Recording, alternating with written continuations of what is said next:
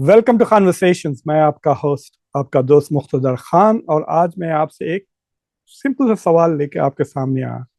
क्या प्रधानमंत्री Modi Donald Trump के साथ एक इंटरनेशनल स्टेज पर खड़े रहने से डर रहे हैं?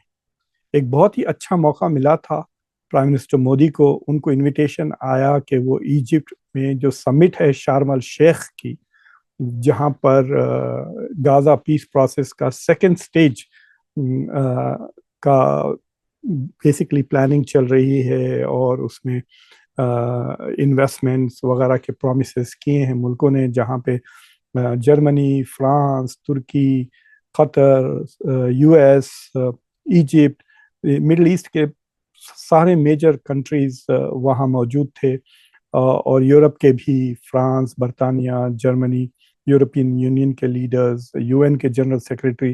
तो बेसिकली द वर्ल्ड के who is who except Russia और चाइना के अलावा बाकी सबको वहाँ पे दावत दी गई थी टू टू पार्टिसिपेट। जो गाजा का मसला है, ये इस वक्त दुनिया की one of the most important geo political issue है, जिसका असर पूरा वेस्ट पर और पूरा मिडल ईस्ट पर और एशिया पर पड़ता है। तो उसको वहाँ नहीं जाके वो एक मतलब डॉक्टर जयशंकर को भी उन्होंने वहाँ नहीं भेजा।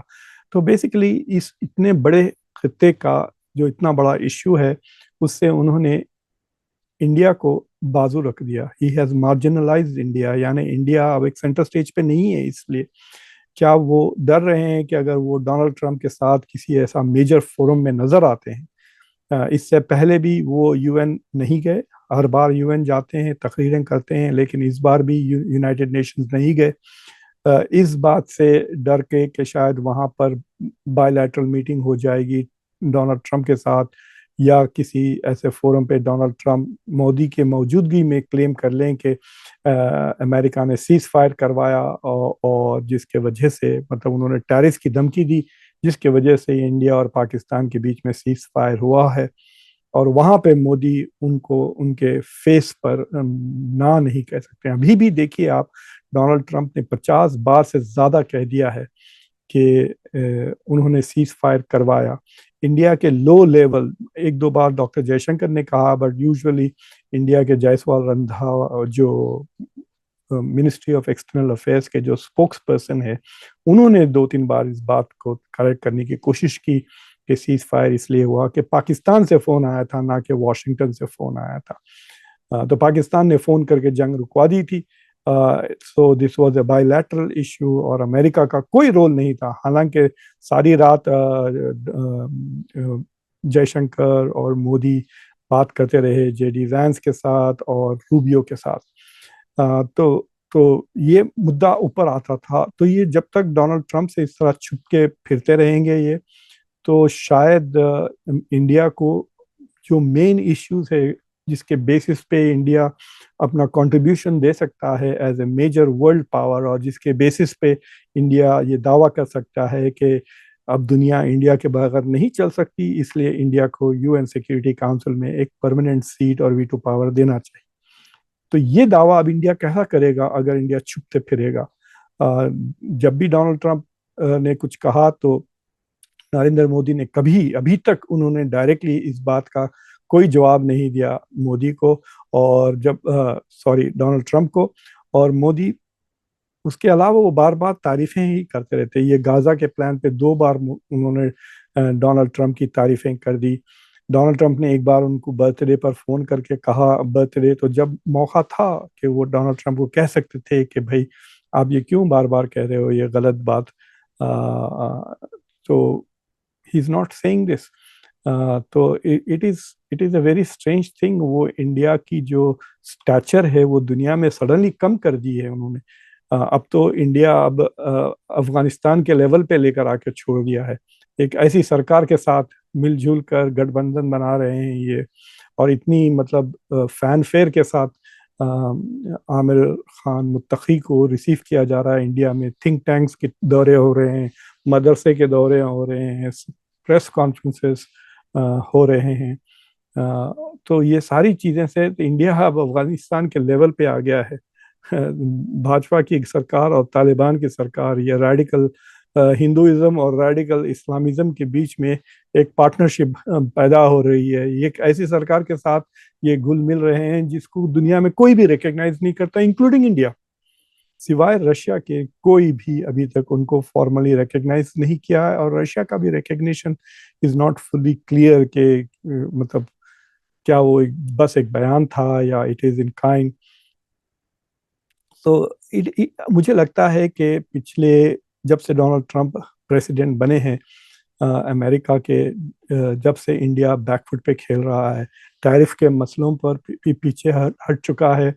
जिस तरह से डोनाल्ड ट्रंप ने धुतकारा है इंडिया को, जिस तरह से उन्होंने बेइज्जत किया है भारत के सिटीजन्स को, उनको हथकड़ियों में भेजा वापस, फिर उसके बाद उन्होंने कहा कि इंडिया की इकोनॉमी डेड इकोनॉमी है, तो इस तरह से फिर H1B का वीज़ा बढ़ा दिया। तो जिस तरह से अब देख रहे हैं आप, जो मैगा के जो लोग हैं, जो मैगा के जो सोशल मीडिया इन्फ्लुएंसर्स है, वो अब गणेश चतुर्थी का मजाक उड़ा रहे हैं, और बेसिकली ये कह रहे हैं कि हिंदुस्तानियों को भगा के यहाँ से भगा देना चाहिए अमेरिका से। बहुत ही ये जो एंटी इमिग्रेशन का जो वेव चल रहा है वेस्ट में, अब वो भारतवासियों पर भी फोकस हो रहा था। और एक साल पहले तक भारतवासी जो है सो आइडियल इमिग्रेंट्स और आइडियल माइनॉरिटी माने जाते थे, और अब सडनली वो प्रॉब्लमेटिक हो गए हैं। तो मुझे लगता है कि भारत की फॉरेन पॉलिसी मुसलसिल पिछले एक साल से 1.5 साल से फेल हो रही है ना। भारत की मतलब बेसिकली ये हो गया था कि फॉरेन पॉलिसी में नरेंद्र मोदी को प्रमोट करने जाकर उन्होंने भारत को डुबा दिया है। So this is the problem that is going on, क्योंकि फॉरेन पॉलिसी को वो यूज करते हैं डोमेस्टिक इलेक्शन के लिए, और उसमें आके बेसिकली ये फंस गए हैं कि कैसा मोदी को प्रमोट करें, या फॉर इंडिया के जो हित हैं, इंडिया के इंटरेस्ट हैं, उसको प्रमोट करें। तो उसमें जो कंफ्यूजन हो रहा है ये करंट एस्टेब्लिशमेंट में, उससे इंडिया का नुकसान हो रहा है। यहाँ पर एक इंटरेस्टिंग चीज हुई है शार्म एल शेख में। एक तो प्राइम मिनिस्टर मोदी ने गए नहीं, दूसरा वहां पे MBS भी नहीं आए। मोहम्मद बिन सलमान जो सऊदी अरेबिया के प्राइम मिनिस्टर भी है, क्राउन प्रिंस भी है, वो भी वहां नहीं आए। चाइना और रशिया को तो दावत भी नहीं दी गई थी।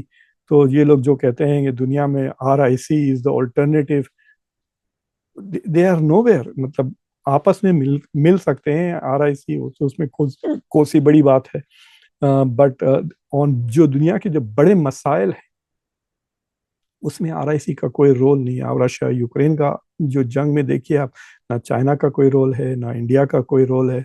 मिडल ईस्ट में गाजा में भी इस अमेरिका शो, हर जगह अमेरिका का शो चल रहा है। और फिर हमको डॉक्टर जयशंकर कहते हैं कि ये मल्टीपोलर वर्ल्ड है, दुनिया में 6 या 7 बड़े पावर्स हैं, अमेरिका है, रशिया है, चाइना है, जापान है, यूरोप है और इंडिया है। ये मेजर पावर्स है दुनिया के, लेकिन मेजर इश्यूज पे ये RIC तो ऑन द साइड है, और America is running the show, ये साफ नजर आ रहा है। सो आई थिंक कि ये प्राइम मिनिस्टर मोदी का इस समिट को अवॉइड करना was not a good idea. वो अपनी इज्जत, पर्सनल इज्जत बताने जाके ही did not serve America India के इंटरेस्ट। वो वहां जाकर, वहां पे अगर ट्रंप ये बात दोबारा कहते उनके चेहरे पे, तो वहां पे साफ कह देते कि भाई ना तो हम आपके मीडिएशन की वजह से जंग रोके हैं, ना हमको आपका मीडिएशन चाहिए इन द फ्यूचर। कह दें उनके मुंह पर। बातें तो बड़ी करते हैं, 56 इंच का सीना है, 56 इंच का हमारा सीना है, वगैरह वगैरह। सो एनीवे, तो ये बात मैं आपको तरफ ये इशारा, मतलब I just wanted to make this clear to you कि ये रिकग्नाइज करें कि एक अच्छा मौका था for India to shine on an important issue. और आप देखिए वहाँ पे शहबाज शरीफ आ गए हैं, वो $500 बिलियन भी दे रहे हैं गाजा के रिकंस्ट्रक्शन में, and has become part of the global consensus. अब अमेरिका का जो ऑन्टुराज है, इंटरनेशनल ऑन्टुराज है, जो उनका आप कह सकते हैं कि अमेरिका का जो कोलिशन है जो सारे मसाइल हल कर रहा है, उसमें अब पाकिस्तान आ गया है, along with Egypt, Qatar, Germany, France और बरतानिया। ये बड़े मुल्क हो गए हैं अब दुनिया के, अमेरिका के साथ जो चल रहे हैं और जो बड़े बड़े मसलों पर वॉइस, यानी Pakistan is playing a bigger role इस मसले पर देन इंडिया। हालांकि इंडिया क्लेम्स के दोनों तरफ, इसराइल के साथ भी और फ़लस्तीन के साथ भी, इसराइल के साथ भी और अरबों के साथ भी, इसराइल के साथ भी और ईरान के साथ भी इंडिया के ताल्लुकात बहुत अच्छे हैं, but India is missing in action, Modi is missing in action. Anyway, thank you for watching conversations. अगर आपने अभी तक चैनल को सब्सक्राइब नहीं किया है तो चैनल को सब्सक्राइब करें, वीडियो को लाइक करें, बेल आइकॉन जरूर दबाएं और इस वीडियो को सबके साथ जरूर शेयर करें। अंटिल नेक्स्ट टाइम, मैं आपका होस्ट, आपका दोस्त मुख्तदर खान। Take care.